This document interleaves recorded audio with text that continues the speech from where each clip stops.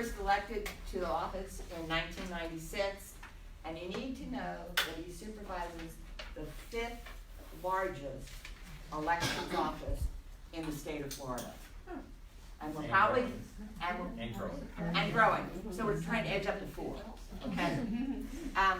He's been active at the state and national levels in his role as the supervisor of elections, because as Bill and I know from our background, not everything happens in Florida. You can get really good ideas from other counties in Florida. You can get even really good ideas across the nation to find out what's going on and what's happening. Bill served on the Federal Elections Assistance Commission for multiple years. We call it the EAC. It took me forever to find the definition of EAC, but that's what it is. And he's also served as the president of the International Association of Clerks, Recorders, Election Officials, and Treasurers, known fondly as IACBIAT. Formerly known as IACBIAT, because it's joined with the organization I was involved with, which is NACRAC. And we're now IGO. You know, but he's a former president and has shared his information there. He's a graduate of UCF. Go Knights. Jordan. I started to put Go Knights in here, and I thought, no, Bill's going to say that. And he's active still in his professional associations, his church, and community organizations, Kiwanis, Boy Scouts of America, with which he served for a number of years. And because life is not complete without other halves and children, I want you to know that Bill is married to Cheryl. They have 2 married sons and, at last count, 4 grandsons. The end. No girls, we don't allow them. So, with that, I invite Bill to talk to us about the Orange County Elections Office, to bring us up to date on what is and isn't happening. And we sent him a lot of questions to ask him to address them for us. Thank you for coming, Bill. Okay.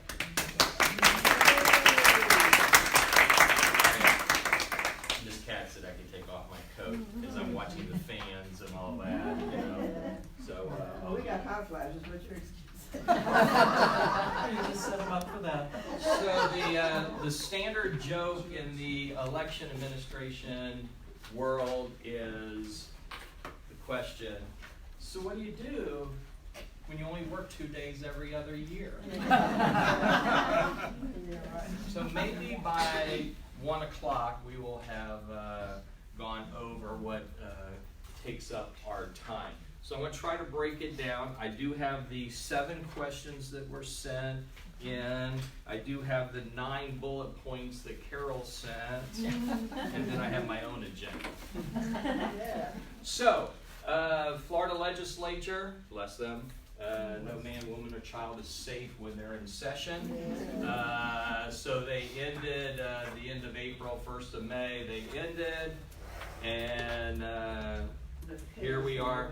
Here we are on June the 20th, and the governor has not yet signed the comprehensive election bill committee substitute for Senate Bill 7066.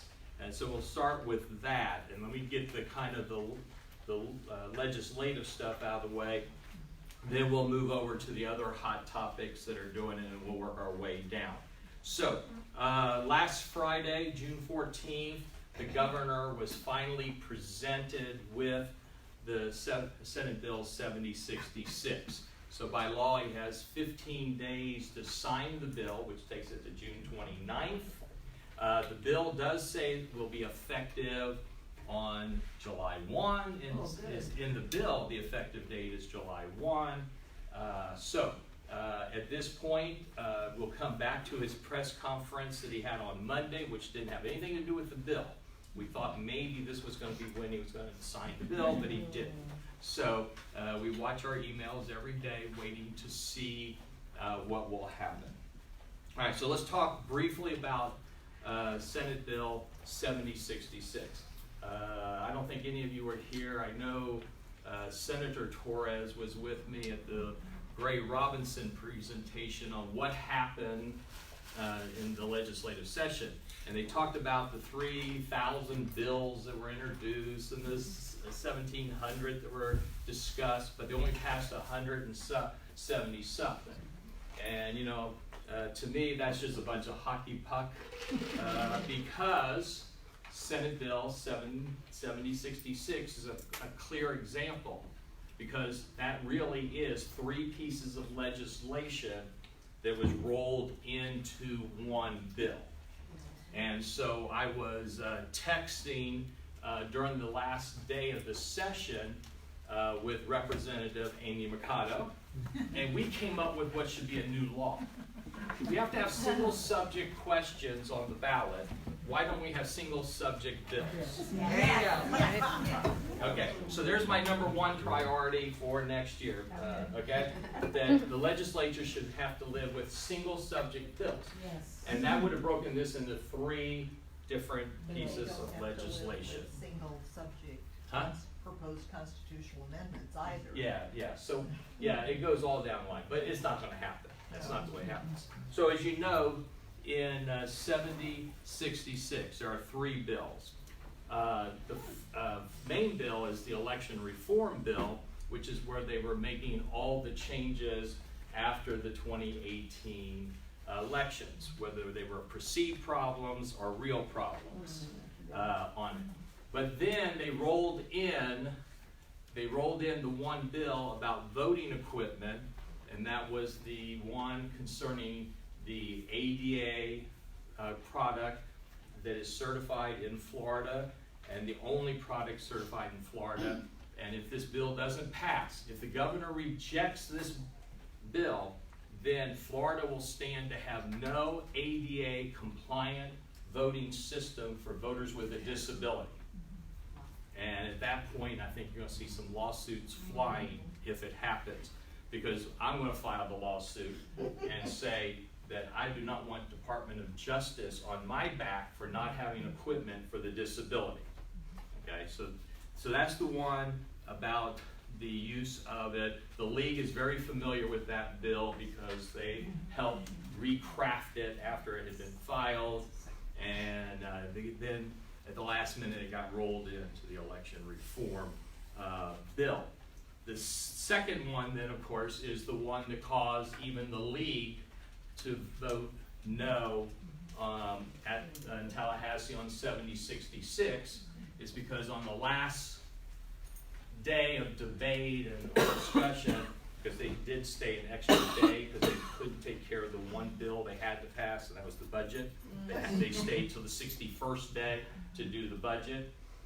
But when they rolled the Amendment 4 bill in, because it was not going to pass, there was some real concern that it was not going to get out of the body by the end of the session, and the only way they could do it was roll it into another bill, keep the discussion going, and pass. So, as of today, it has not been signed.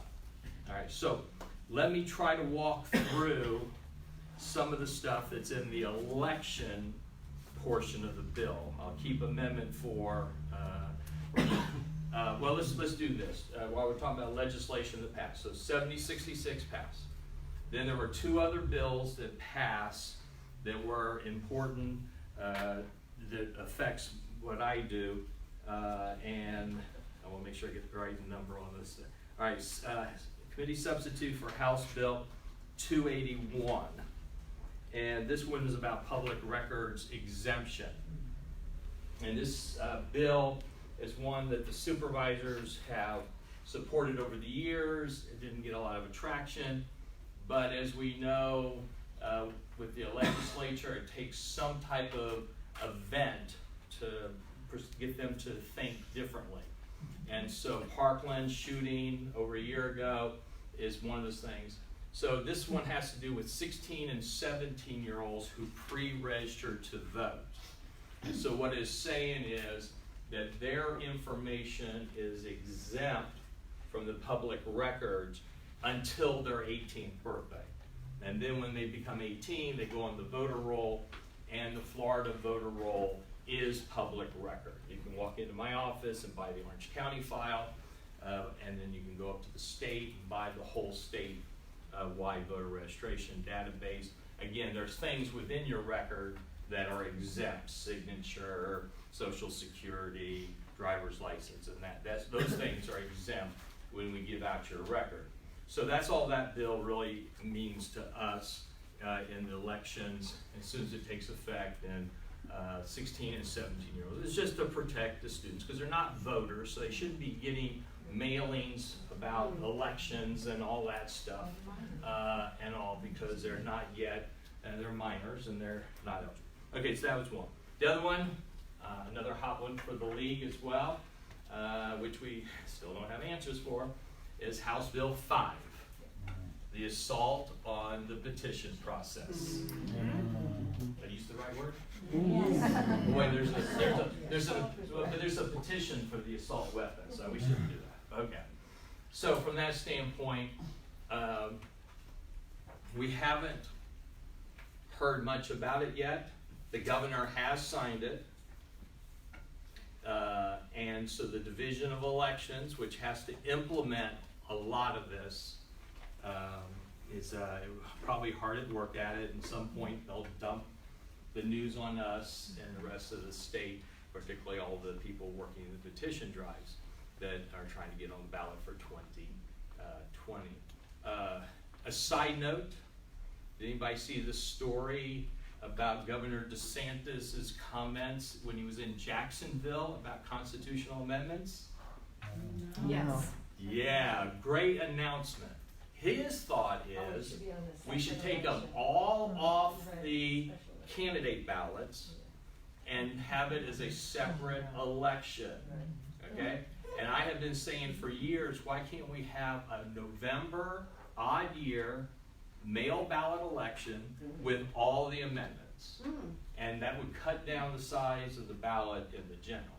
But as we know, it'll never go anywhere because amendments target turnout and for specific parties, specific candidates, and also it's a tool that is used for voter turnout.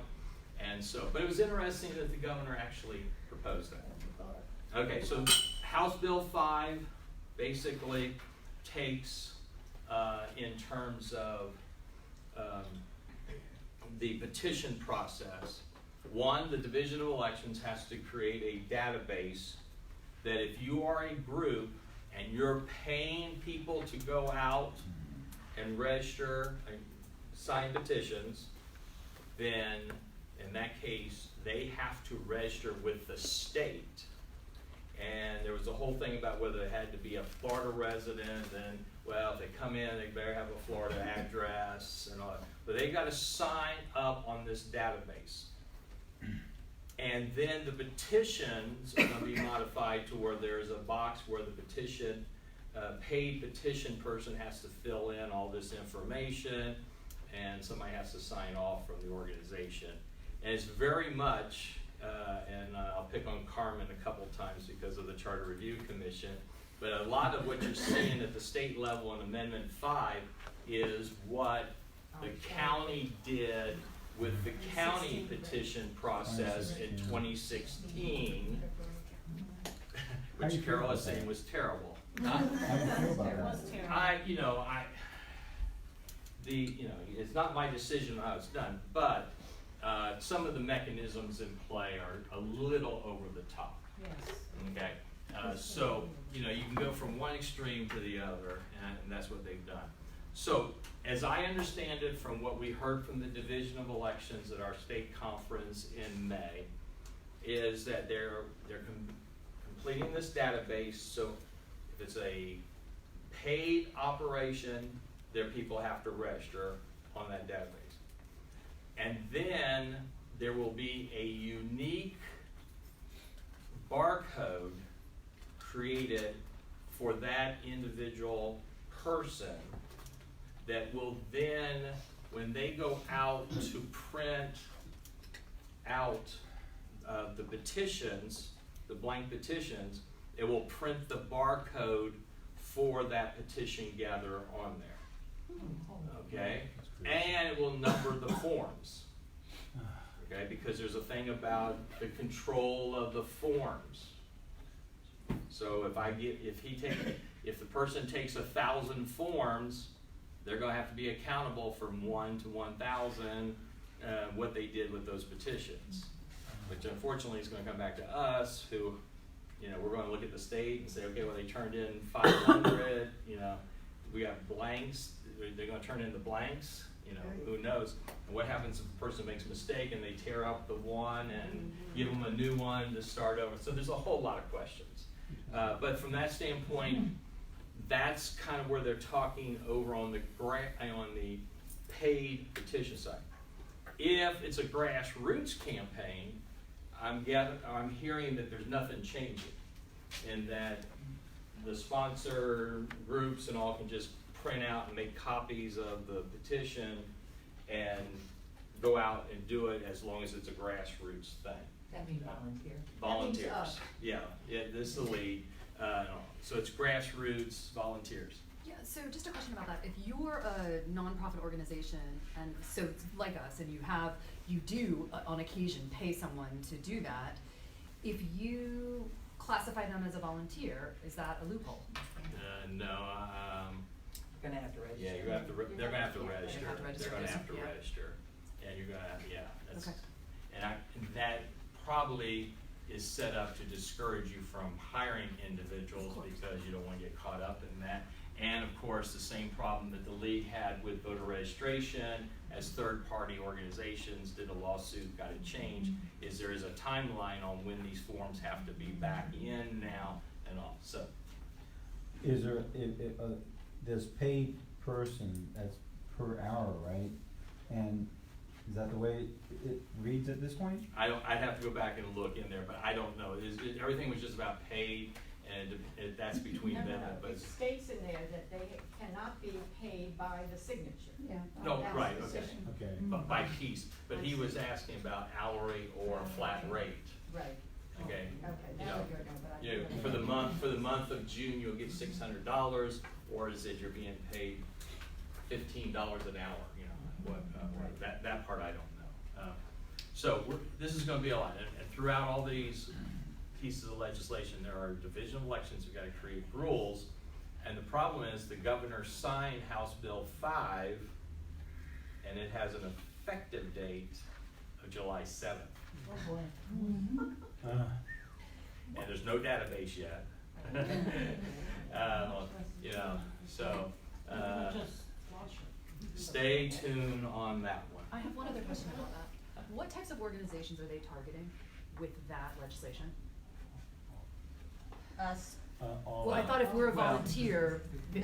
that's because, so to keep Well- us volunteer and not It's pay almost people. impossible. Meaning that we'd have less people out Yes. It's recruiting impossible to signatures. get a constitutional amendment without Without paid paid, people. right. I mean, I've done 4 of them, and it's Okay. physically impossible. Right, and again, gotta be careful, because the thing's gonna come in is if the sponsor is paying, but there are groups like you all who support the petition, so you're doing grassroots in support of them, that's where it gets, splitting some hairs. So it's So effective immediately, Yeah, on on bills and July applications that 7th. are already going forward? no, there's something in there. Isn't it retroactive, doesn't count or something? There's something about that switchover, so, when that switchover comes. So, on the one hand, you know, I'm sure that the people who, are the big boys in the, petition process were hoping the governor would delay, so it wouldn't kick in.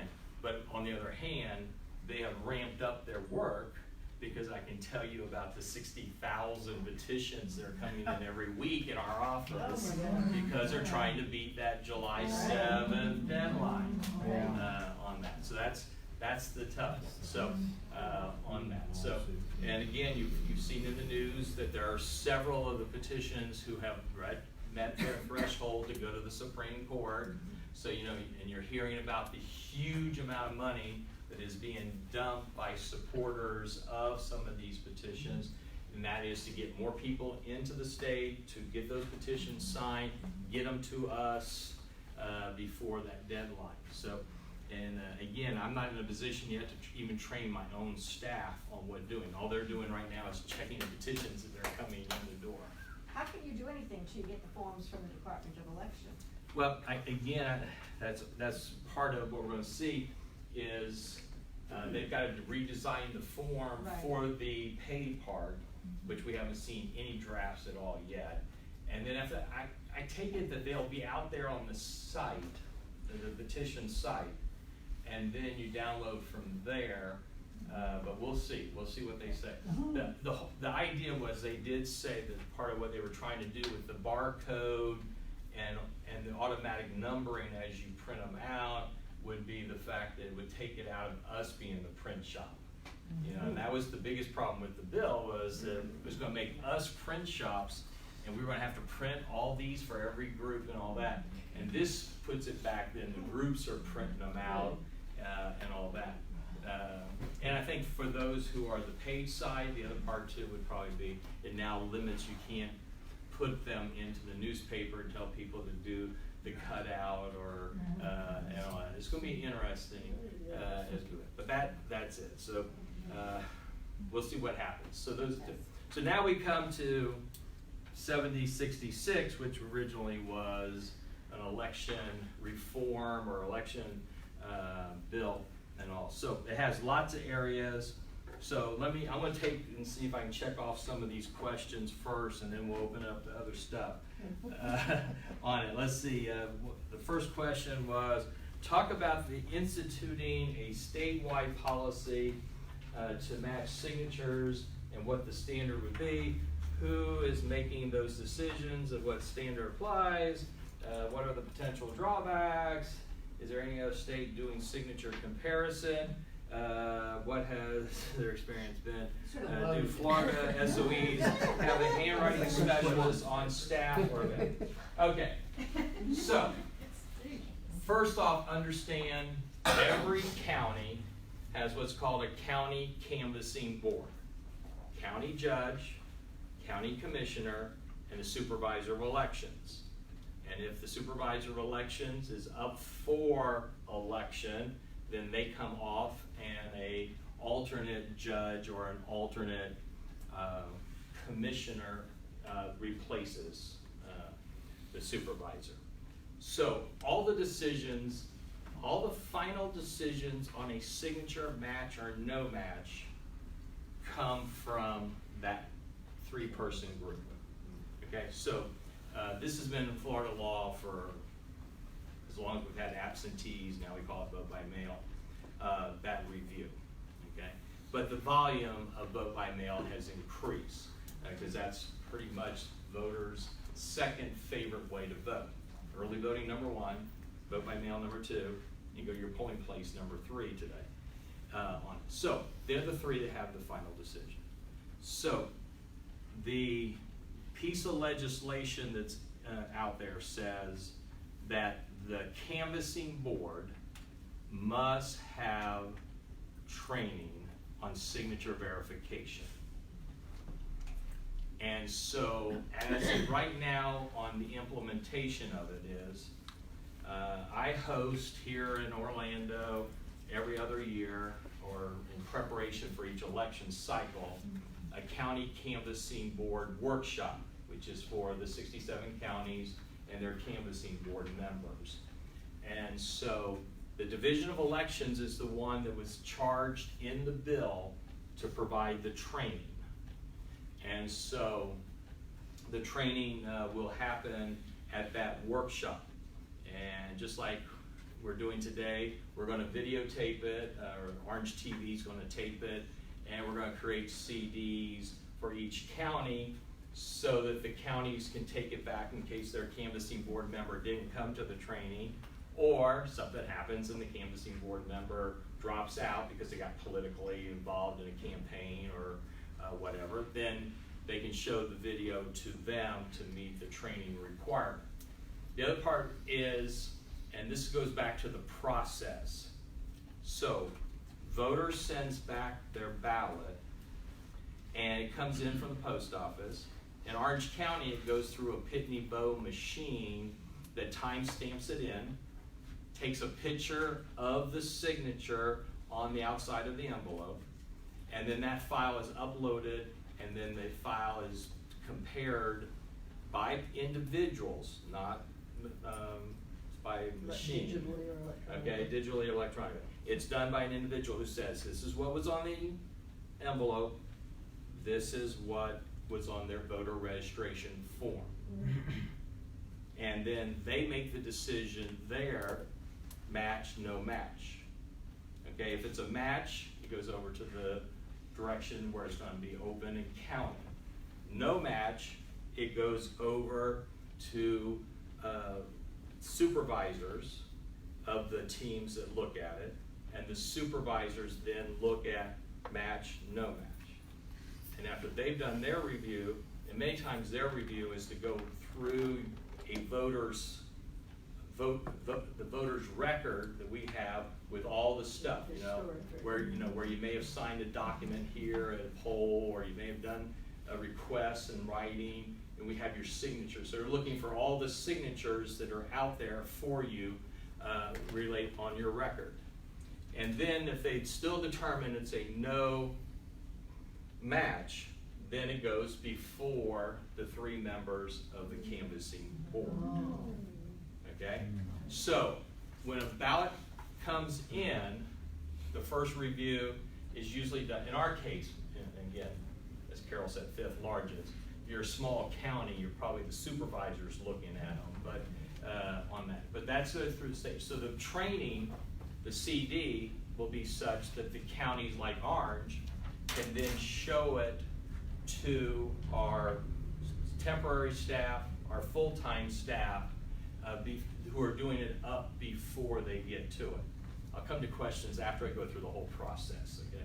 So that's what traditionally happens when, and the canvassing board, when they take the final look at it, they are really, doing the best they can determine. Okay, so, but there's always been ballots rejected, and now the new thing that's in there is the cure process. Okay, so the cure process came into play by Judge Mark E. Walker, who was born and raised in Winter Garden, Florida. I pinned the Eagle Scout badge on him when I worked for the Boy Scouts of America before coming to the dark side of politics. And he's the one who put the cure in place. And so the legislature put it in play, but they said, okay, it has to be in, if you're going to do the affidavit to cure your mismatch, it has to be in by 5 o'clock on the Monday before the election. Before the election. That was what the law was then. So what they've done is they've come in and they recognize that as soon as we identify it's a no match, and that's usually back here with the 10th, not by the vote of the 3 commissioners, or the 3 canvassing board members, but as soon as they determine it's a no match, the letter goes out, and here's the affidavit, we need you to complete this, okay? And so that way, as soon as the voter turns it in, the process starts.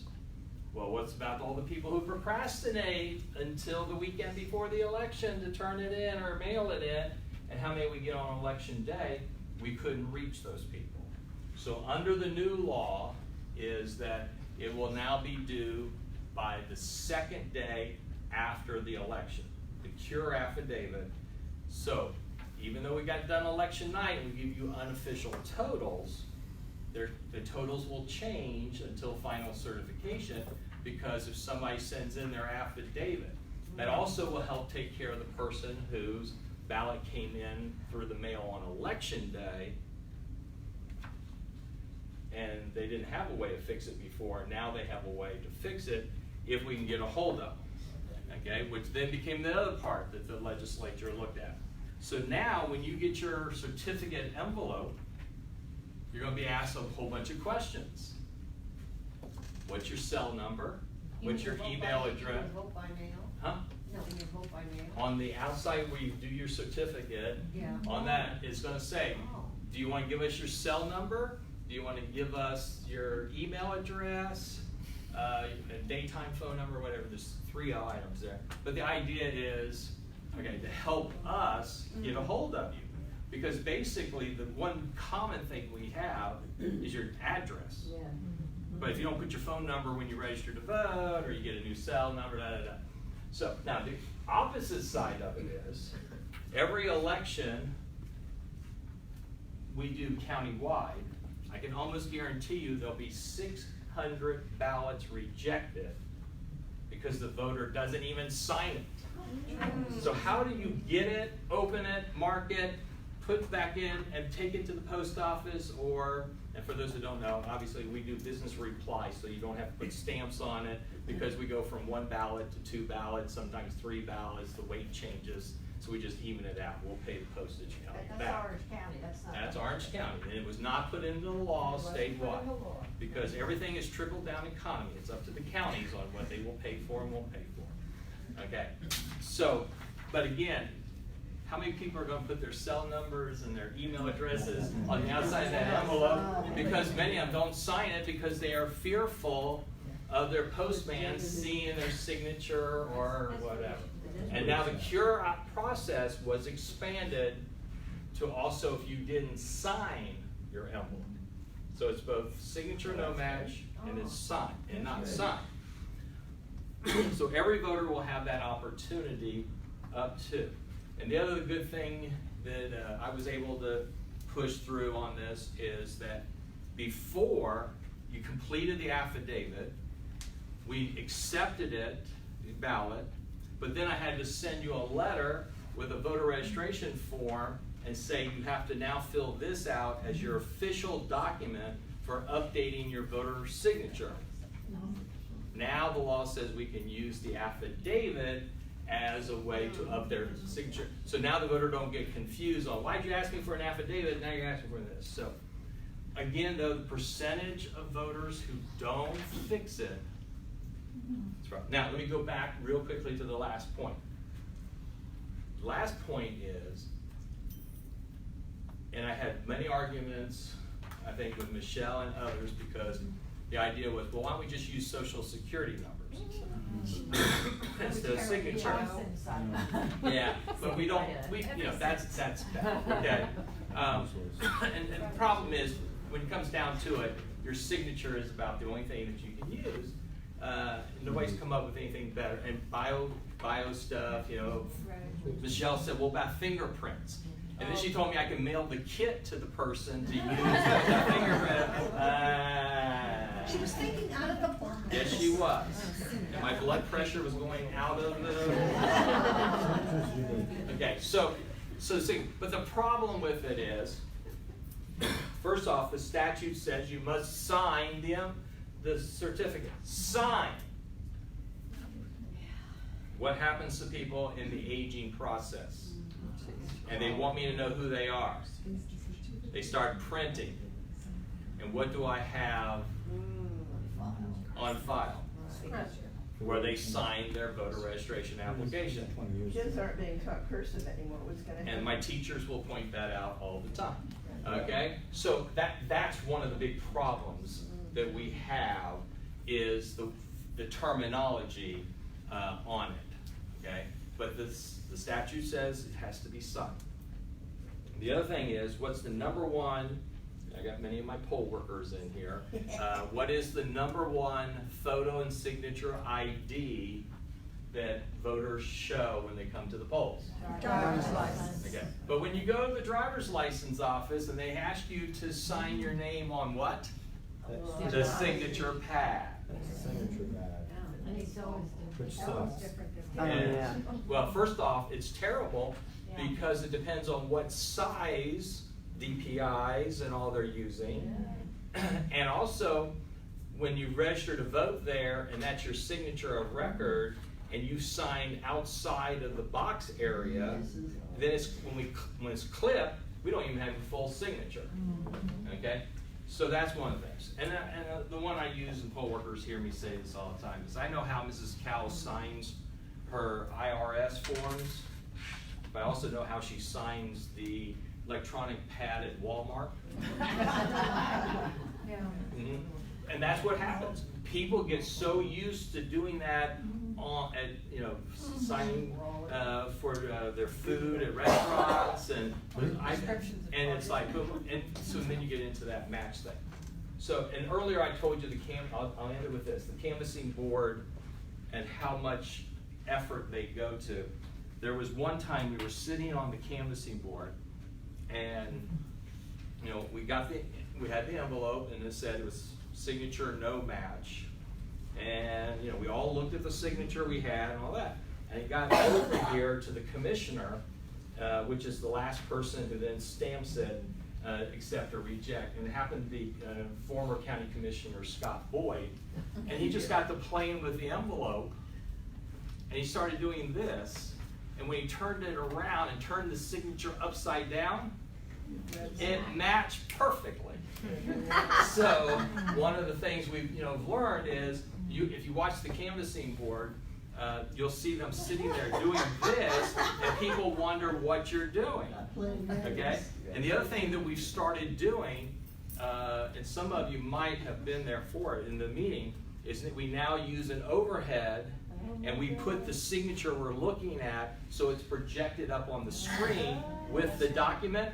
And after like the fourth or fifth one we do, the audience is yelling, accept, reject, accept, reject. Because they're seeing it on that. So from that standpoint, again, I think this is a little bit of an overkill with the training because, first off, part of the question, Division of Elections has not selected who's going to do the training.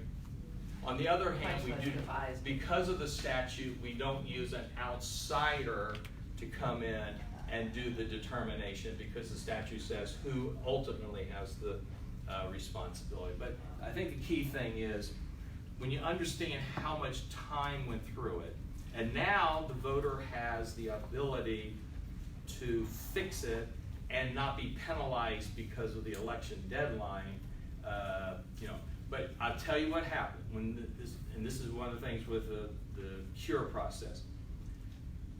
Candidates, political parties are the ones who have access to the voter registration, the vote by mail database. So they know what day we're mailing. They know what ballots are back, what ballots are still out by the list. They know what category they're in, whether they're in the accepted or they got a CURE. And the legislature put that on us to put that out there to candidates and political parties so they could chase it. And what I heard after the 2018 election is that's when the state parties and the candidates and all suddenly woke up that they weren't paying attention to it. They were waiting until afterwards to look at that. They had that resource available to them that they didn't use. And even though some of you know that the courts extended it for a couple more days, even one of the party chairs in this county showed up with cures, but not for the category that the extension was from. Again, not understanding the categories and what the extension was for. Okay, real quickly, any questions about the vote by mail? I know you wanted. A question. Some of the statistics that I had seen about Orange County suggested that those who had higher rates of non-acceptance of their signatures seemed to be the youngsters who were not writing as much. Are we doing anything either at the county level or at the league level to engage in voter education about what kind of signature they need to have, meaning consistent? Yes, we are. We are? It is, and Absolutely. and our notice. That's great to hear. And our notice of elections that goes out saying that here's the election cycle for 2020, just like we've done in the past. It says make sure your signature is up to date before you start. And that's another thing that changed in the law. It used to be there was a certain date ahead of the election that signature update had to be done. Now, and I find this really funny, and I know why they did it. Everything's done for a loophole. And that is that now your signature must be updated by the day you turn your ballot in. Okay, so I know what happens. People walk into our office, they they've got their envelope, the ballot's inside it, it's all sealed, and they go up to my clerk and say, can you bring my record up and show me my signature? And then they make sure they sign it the way it was on there. So they figured out, a lot of them have figured out how to go to the early voting sites and ask that. And the law does say early voting sites now, which was a fight with the previous Secretary of State, that you can drop off your vote by mail ballot at early voting sites, and you can have drop boxes outside so the people don't even have to go inside. All right, did I answer your question? I'm wondering too, though, whether people understand that that signature on the envelope is as important as the one inside. I think, no, there's nothing inside. Remember, inside's your ballot, that's secret. Yeah, okay. There, and now come down to you, Michelle. What percentage of the mail-in ballots are rejected? And as a percentage of the county total voter participation? I'd have to go You said something back. like 600. 600 what? You said something like 600. That's rejected. Rejected Yes. on no sig. No Yes. sig. Oh, just on no signature. And then there's the Got signature, it. no match. Okay, but again, it depends on what the return is, Sure. which obviously is higher in a presidential than Sure. it is in an off. But is it like enough, and I'm just asking out of curiosity because, you know, the governor's race was lost by 1.2%. Right. No, I don't. Is I it like don't a think- fraction of a fraction of a percent? It's a Okay. fraction. But please, if you're a Gator, I'm sorry. Go Knights. Okay, charge on. No, if you don't, I'm serious. Do not listen to anything that Dr. Daniel Smith from University of Florida says. He was contracted by the ACLU to put out a report, and in his report he declared Orange County was the worst one for accepting ballots, signatures. Well, what he did was, he can't even read the report from the state. You know, when we mail ballots out, we still have a whole bunch that come back undeliverable because people moved and da-da-da-da. He added the undeliverables into the rejection rate.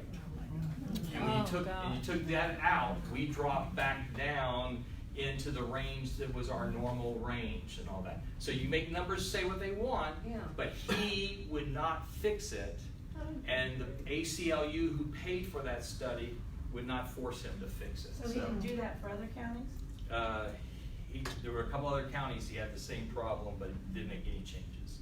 All right, Michelle, and then I'm gonna get off vote by mail because Okay, this is really not vote by mail, so should I, this What? is about 70-66 though. well, let me go back to my next one. All right. Question number 2 was my questions about handwriting match one. I got that one taken care of. Okay, Carol's one. All right, address concerns with mail-in ballot. The legislature did give the SOE more time. Okay, Basically. for the cure, we talked about the cure. Let's just get The only thing, nothing. okay, but the only thing that was, I'm going off this one here. The other thing that they did, this was very interesting. In that there was the concerns about how much time, a person has for returning their ballot. They thought there needed to be a bigger window, and then the post-election activities, everybody kept saying we need more time afterwards. So they did this interesting thing by saying, okay, if you're gonna create more time, then you gotta change the date of the election. You can't change the November election because that's federal and all that. So if and when this bill gets passed, the primary election is moving from August 25th to August 18th, which then allows for an extra week to help transition from primary to getting ready for the general and the general August election. 18th? 18th, okay? But I can't publish it yet because the governor hasn't signed the bill yet, okay? And that bill was part, this This date is was it. part of the 70? Yes, Is yes, that all all over part. the country or just our No, primary? no, this is just Florida's primary, just Florida. We won't be in that big group. No, wait. This is the August primary. Presidential preference primary is March 17th, St. Patrick's Day. No green ballots, no green beer, but, you know, okay. Photos. Drunk voters, Yeah, maybe we that's should what- table. Yeah, so, what they did do says the vote by mail ballots now can be mailed out 40 days before the election, which they only moved it up 5 days, but whatever, but, the chairman, the person who sponsored this bill is the former chairman of the Florida Republican Party, Blaze, whatever. He believes that party loyalists will mail back their ballots faster, and this will help get more ballots in earlier to keep from the bog of the ballots at the end on that. Okay, so. Anything else on They're all right here. Address concerns with mail. All right, the legislature did give it more time. So we talked about the cure. We've got all that covered. How many people in Orange County cast invalid? And I gave a very vague answer on the number. But every election, even city elections, will have a handful of them too. But it was enough in Bay County to make a difference in the final count. The questionable ballots, wasn't it? No, we were talking about Opelika Post Office Okay. where all those ballots. Yeah. And look, we're at the mercy of the United States I know, Post Office. they can do anything really quick. And so you have to work with the post office. And again, something that big, there's so many processing plants. We have an arrangement with ours, thank goodness. They deliver ballots to us on Saturday and Sunday before the election, which helps us get Monday's work done faster. Bless them, hope as they shuffle people around, the next regime will follow that. What's the procedure for removing, okay, that's a different one. Okay, and then brief us on the impact, but we're really covering the impact of this bill. Okay. So I got my question? All right, you want to shift me to what? Okay, Senate Bill 7066, last day, and I think it was Senator Baxter. He added all this stuff about permitted parking. Okay. And I know that in 2018, we had 60,000 students early vote out on campus. If Yeah. this goes through, what is that going to do with our ability to have early voting on campuses, because everybody there has permitted parking? Well, considering that you all were part of getting the call killed yesterday by Mark Walker and all, the bottom line is. We weren't part of that, we were okay, go on. Bottom line is, I don't see it's gonna be a problem, in terms of that, because of the arrangements I had with the University of Central Florida, and we're expanding to Valencia College at Lake Nona, so we have early voting down there, the arrangements with them. Great. I cannot speak for what the arrangement is with the other institutions. The other part about it is, I think there's this perception by the league that groves of people go onto these college campuses who are not part of the college campus to vote. And the thing is, if you go back and do an analysis of who voted at the UCF Live Oak Event Center, it's going to be students, faculty, and what the support staff is. Yes. Okay? It's going to be the super majority. Because the average person who lives around UCF knows that it's dangerous to go try to park on the campus. Okay? So I think, now, the only thing that was in those articles was, yes, it might be different on game days, okay? But we were blessed at UCF because during our early voting, all the games were ESPN Thursday night games, and the games were starting after our closing. Cool. So, so I think you're looking for an issue that's not there, okay? All right, so early voting, they were going to give us a second wild card. They took the second wild card out, and they didn't do that. So Orange County, just so you'll know, we are going to have 18 sites, and we are expanding.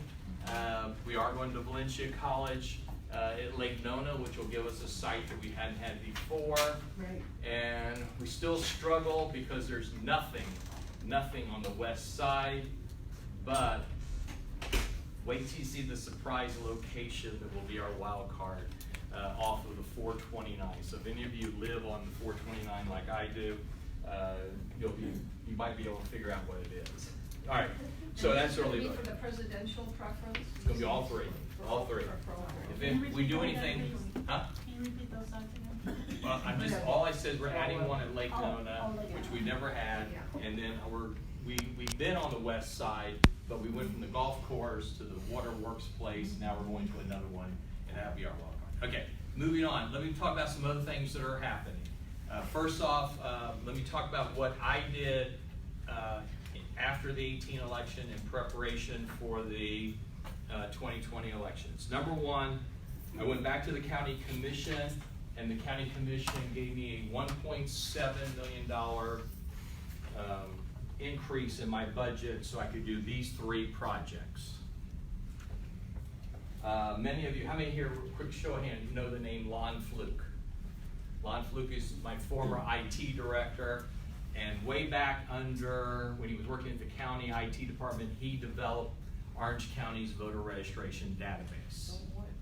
And that database is now over 30 years old, and technology's changed. The requirement of the state voter registration system has been implemented where we feed everything into the state and all. So, in the state of Florida for 2018, 64 of the 67 counties in Florida were using a vendor. Yes, I know about the vendor, VR Systems, and there are issues with VR System that are being played out in the media right now. But in terms of their product and the fact that it was built to work with the state database, it only made sense for us to go out and sign on. So we're now the 65th county. Palm Beach County has now signed. They're the 66th county, and Sarasota's Board of County Commissioners have approved their money. So all 67 counties will now be on this, which feeds into the statewide database. So we're in the process now doing the transition. We have the City of Orlando election in November. We'll do it on the old voter registration database, and then we'll switch over to the new database in preparation for the March 17th election. Is that supposed to be more protected against hacking? Okay, so the issue with VR System is that it is believed that the Russians used a fake address of theirs to send out a phishing email, and that's what people believe is what, if it was open in the county, that is what affected the county, which goes back to this whole, what are the 1, what's the 2? I have no clue. All I know is that I have not been told by anybody that it was orange, okay? And that's all I can speak for in that. The other part too is they do business outside of the state of Florida. They do business in North Carolina, and you've probably seen articles about Durham, North Carolina, and the initial report was it was human error. Now, as this Mueller report's come out, the state has finally gotten the Department of Homeland Security to agree to come in and take a look at it and give them another review. So there's that out there. Again, we'll talk a little more about the voter registration. But that was one thing. That was the big chunk. The next part is, because vote by mail is growing, because people, number 1, like to early vote, 2, vote by mail, and that's all because of our lifestyles, and then 3, polling places on election day is the least popular in terms of the breakdown, because almost every county now can say over 50% of our votes are done before the polls open on election day.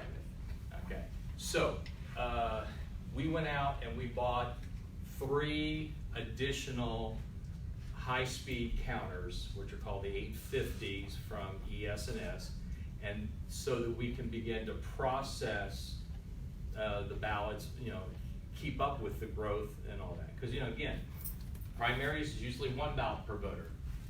General election, 2 ballots per voter, and 1 year in 2012 we had 3 ballots per voter, so the volume of ballots have to be counted. The other thing is those machines are also able to do sorting, and to sort ballots down into precincts and all. So from that standpoint, we needed it so that if we ever have to live through 3 statewide recounts, we can use these machines for sorting to get the ballots down to precincts to carry out the recounts that are required. And last part of it was, or the next part of it on equipment there was we bought 60 more of the DS200s, which are the tabulators that you put your ballot into at early voting and on election day. Obviously, we're gonna be opening more early voting sites. We need more machines to handle the demand. And then right now, precincts are staying the same for the 2020 election, but then there's this thing coming up on April 1st of 2020, the census, and then we get into the whole redistricting fight. And 2022 is when we'll deal with what our precinct structure will look like, but you can almost bet it's gonna be less because of the fact that more people are early voting and more people voting by mail, less going to their polls. You make the precincts bigger because of fewer people going. So you can, in effect, then, Bill, cut down on the number of voting day, election day locations in Yeah. those precincts, despite all the crooked lines. Yep. Yeah. Well, again, you build the precincts around whatever comes out of redistricting, but you can also do split precincts where this half of the room Yeah. votes in one congressional You're district, right. well, one house district and different house district, whatever. We have split precincts today. So you can cut back on those. Yeah, well, if our association had their way, we'd be going to vote centers, and we'd get rid of the precincts on election day and just move early voting up to 7 o'clock on Tuesday night. And just have vote centers. That way the voter can vote by mail or go to a vote center. And the best model is Colorado. I love Colorado's model. We mail you your ballot, you decide how you want to return it. You want to put it in the mail, you want to put it in a drop box, you want to go to a vote center and put it into the machine. You decide what you want to do with your ballot. Is it Oregon's all vote No, now? yeah, it's different than Oregon. Oregon's It's on one. no, Oregon's all vote by mail. They have drop boxes, that's it. All right, so we bought 60 of those then. And then the last one is, as those who work the polls know, that at the end of the night, you modem the results to the elections office. And of course, the 3G modems are gone. And so we had to buy 4G modems to upgrade our equipment. So that's what the money was for. So that's what the money was for. Unlike Ann, the Orlando's, That's for every precinct? huh? You bought modems for every precinct? For every machine, for every tabulator. They're in the tabulator. In the precincts? Well, the No, tabulators for for In the Everywhere early you go. vote, we got early voting we have like 500 tabulators, this type thing. So they had to be upgraded, because as of December 31, the 3Gs are no longer, Okay. So, but the Orlando Central came and said, Orange County's buying a whole new voter registration system. Nowhere. We're buying a new voter registration database to maintain our stuff. We're buying additional equipment. And the one quote that was right is that part of the reason we want to do all this stuff is so that in 2020, we are not that one county. Okay, that was my quote. I don't want to be that one county. Okay, so that brings you up to date on that. Okay, now the other part of it, since it's on equipment, let's just real quickly go to, and I know the fight, and we're not going to get into the weeds on it, okay? But in Florida, the Florida Department of State, who has to certify the equipment that we can buy, and they've only certified one piece of equipment for voters with a disability. That's the express vote. I've heard all the arguments about the barcodes, and I know you had Dan McCrae as your keynote speaker, who's totally opposed to it, but that's the system that is certified. And one of the big fears is if the governor, doesn't sign this bill, Florida's going to be left without it. But bottom line is, that's the equipment that's certified. So, again, the fight on that issue has to be done more with the EAC, with their standards, and it's got to be done with the Department of State, who is responsible for certifying equipment used in Florida. Us supervisors us counties can only buy what is certified by the state. Florida does not use the EAC certification. They do their own certification, but they use the EAC standards as their guide, so. And, you know, but again, let's face it, there is not a market for building voting equipment. There's not, and that's one of the things that does. And the other thing that really frustrates a vendor is to go pay all that money to the Elections Assistance Commission to get their piece of equipment certified. Because they have to pay for that. And they have to pay the vendor. But then when they want to bring it into Florida, they got to go pay the Florida Department of State to certify it, and now they're paying twice to get their equipment certified. Yes, we know, let's understand our federal government.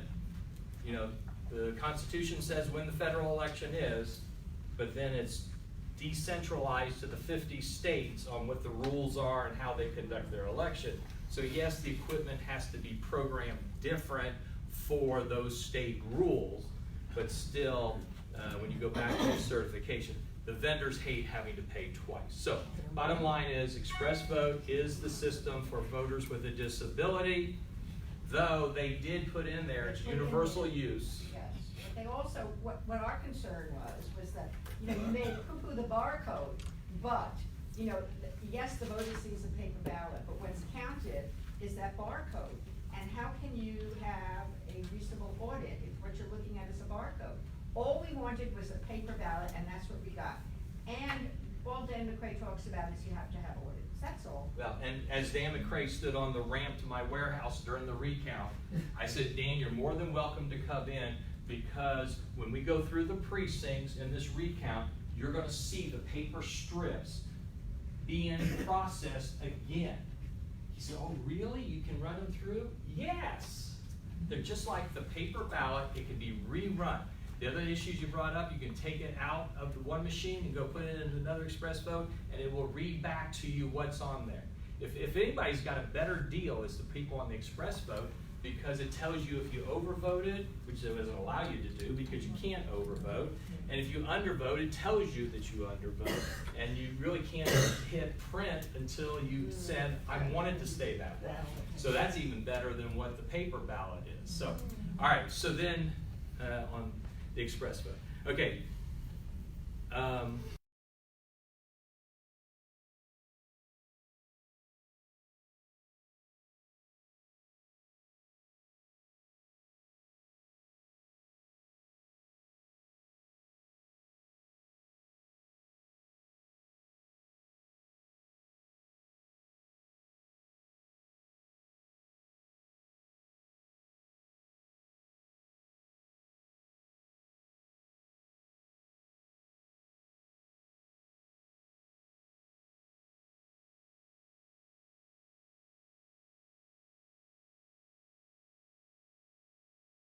Moved or whatever, that's not been recorded anywhere in Florida, and there's been no, again, voter registration database is separate from the voter equipment, the tabulation equipment, okay, and there's been no documentation of any issues with results based on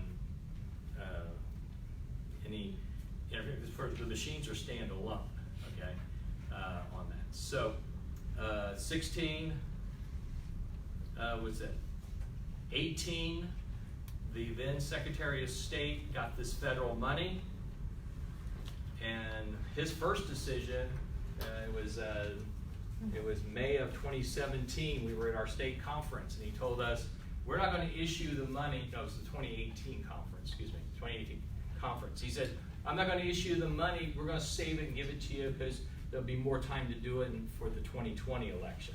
That night, the governor came in, Governor Scott, and said, no, you're distributing it. And when they did, they came out and they said somebody like Orange County has $700,000 of the pot. But then what they said is, you got to submit your application within like 2 weeks of what you want to buy, and it has to be purchased, received, installed, and used in the November election of 2018. So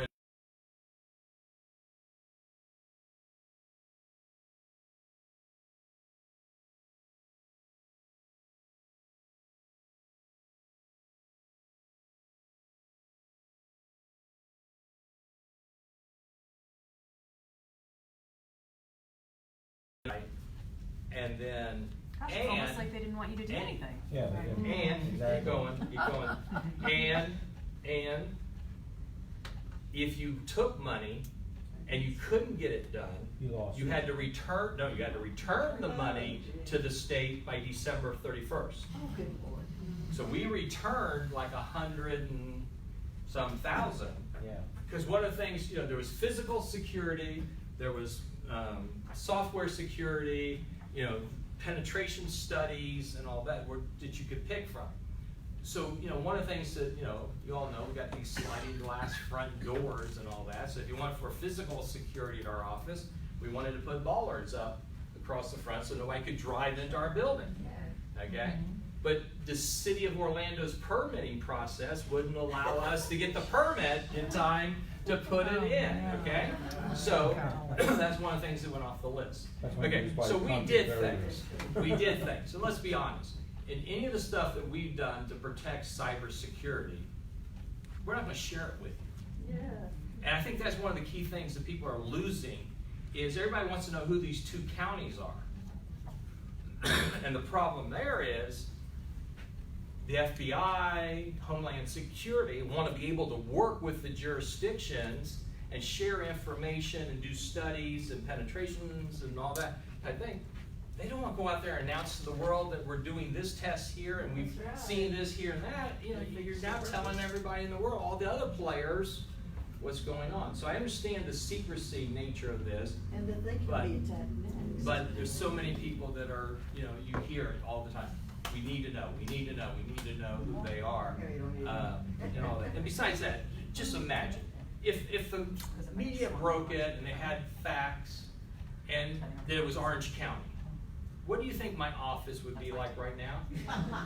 The phones would be, take me off the list. People, I don't want my name out there anymore, you know, or I want to verify my name is there, whatever.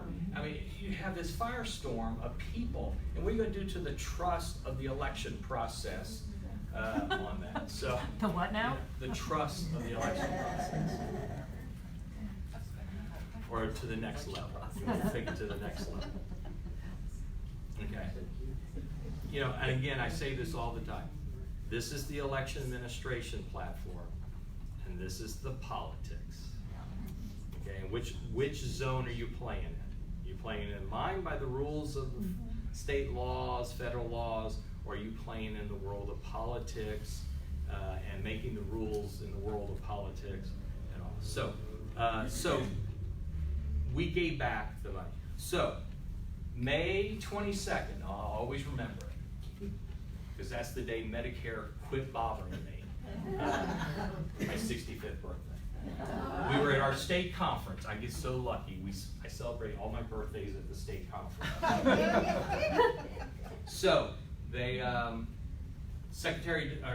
Governor DeSantis that morning made the announcement that he wanted the Secretary of State, now Laura Lee, to do a cybersecurity audit of all 67 counties. And so from that standpoint, there is a plan in play that there will be, again, reviews of what we've done, reviews of the securities that are in play, looking for vulnerabilities, looking for human error potentials. And all. It's not going to be a publicly done thing. It's going to be done because behind the scenes on it. Now, who's doing this? Who's doing It's this? the governor directed the Secretary of State, Okay. and she has put together a plan. You can go out on the Florida channel and look at Monday, 2 o'clock was the press conference on it. So, as part of that, which was one of the very surprising revelations that came out of it, is that the Secretary agreed, because the governor said the new July 1, the new budget year, there's $2.8 million in there for cybersecurity grant. He then announced there's the leftover money, and I was able to secure some other money for 2.3. So bottom line is there's 5.1 that he talks about. But they shocked us by saying that, okay, the 2.3, we're gonna re-send it out to counties, and it's 3 columns, which is really great. This is how much you didn't take, 400.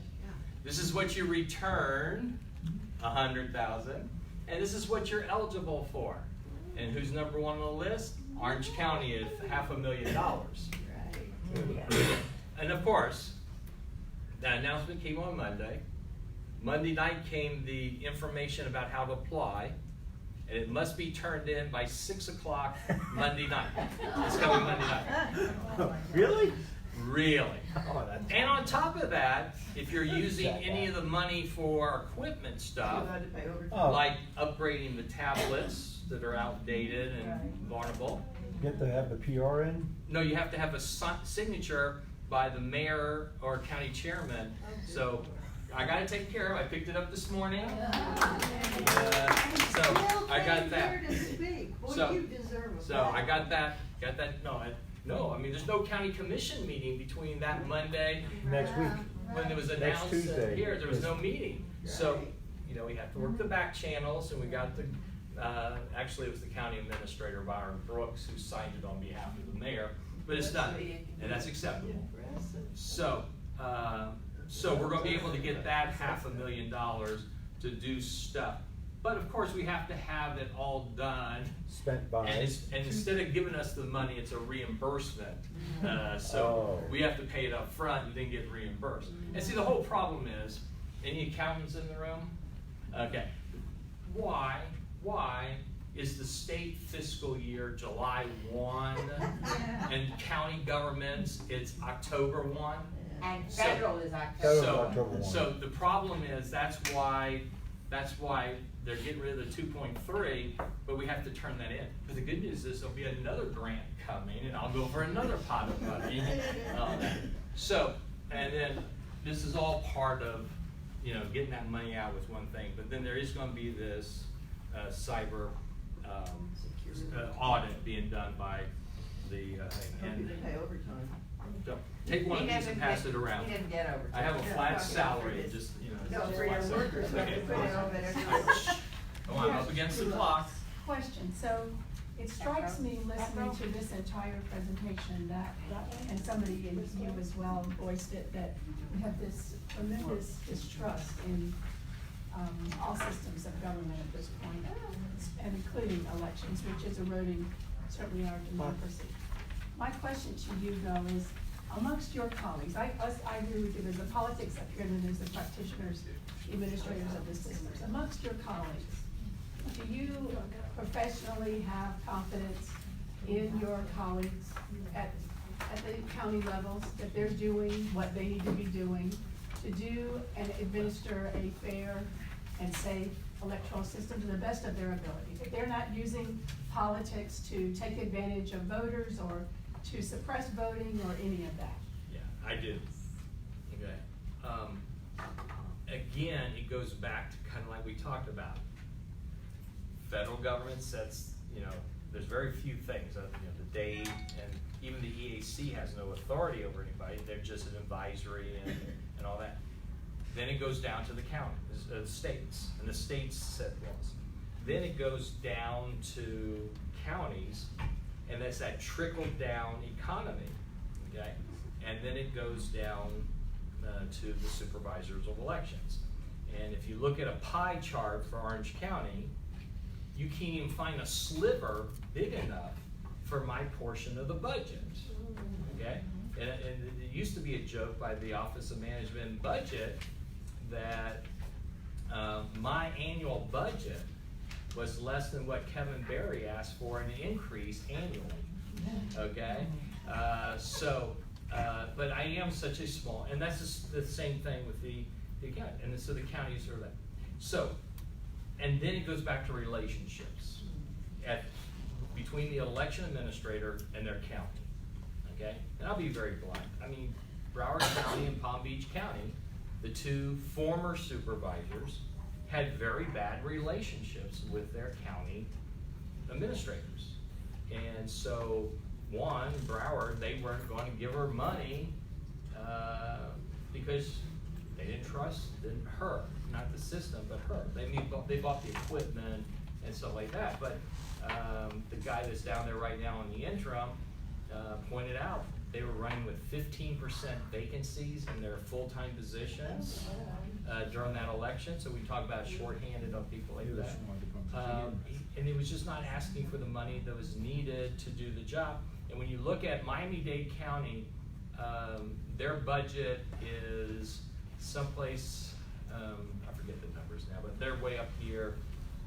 Our budget was almost the same as Broward County, and they're 300,000 larger than we are, and all that. So relationships and how you work with your county, and many supervisors are afraid to ask because they think their counties are going to say no. And I think that's a cultural thing that needs to be changed. And that's why the example I gave here. If you I mean, don't ask, you don't get. well, and what's a no, it's okay, you know what?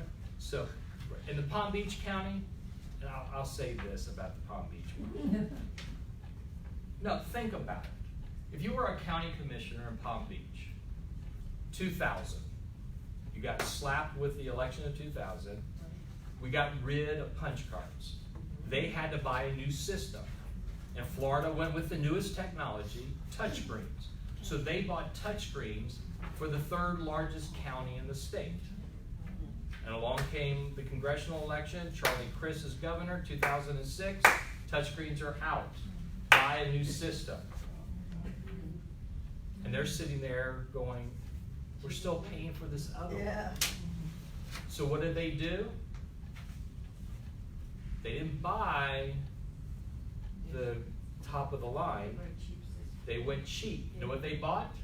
They bought the system that we had before we upgraded in 2006 to the newer. We went from levers to optical scan. They basically got our old optical scan when we got the new ES and S. So, and the supervisor there, she was going to buy the new system for the county, and the county agreed to buy it in 2020. And you know what the #1 reason why she didn't do it? Because the Division of Elections said that the express votes were going to be decertified in January 1, 2020, unless a piece of legislation got through.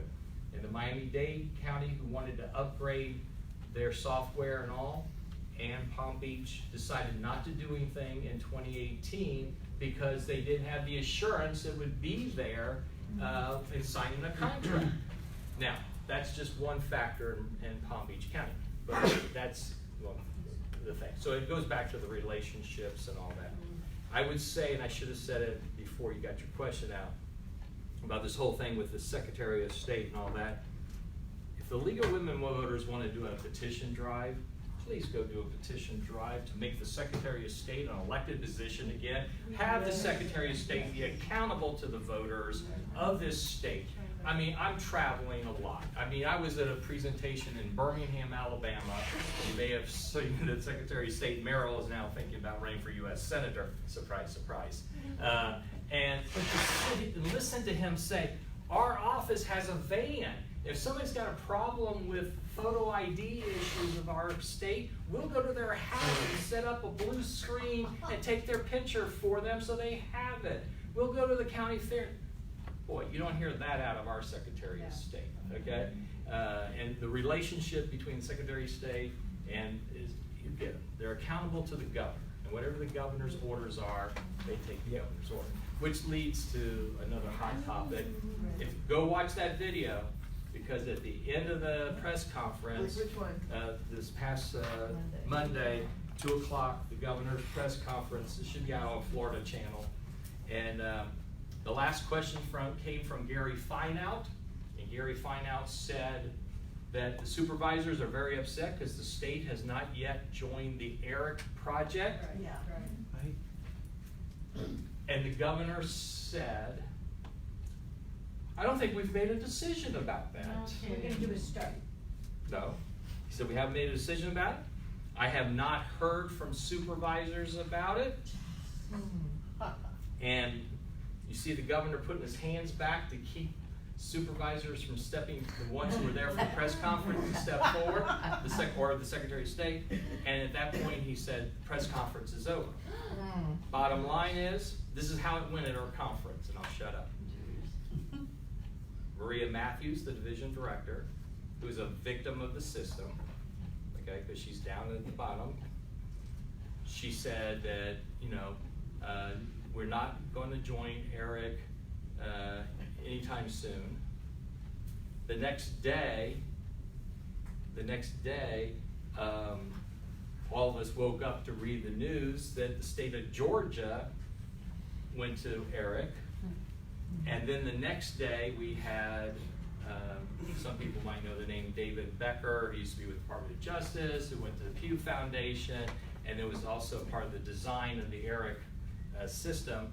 And he boldly said it, you know, y'all should know that your state has already sent an email to the director of Eric saying that they will not join in 19 or 20. 21 will be the earliest we join. Okay? So again, you've got that disconnect.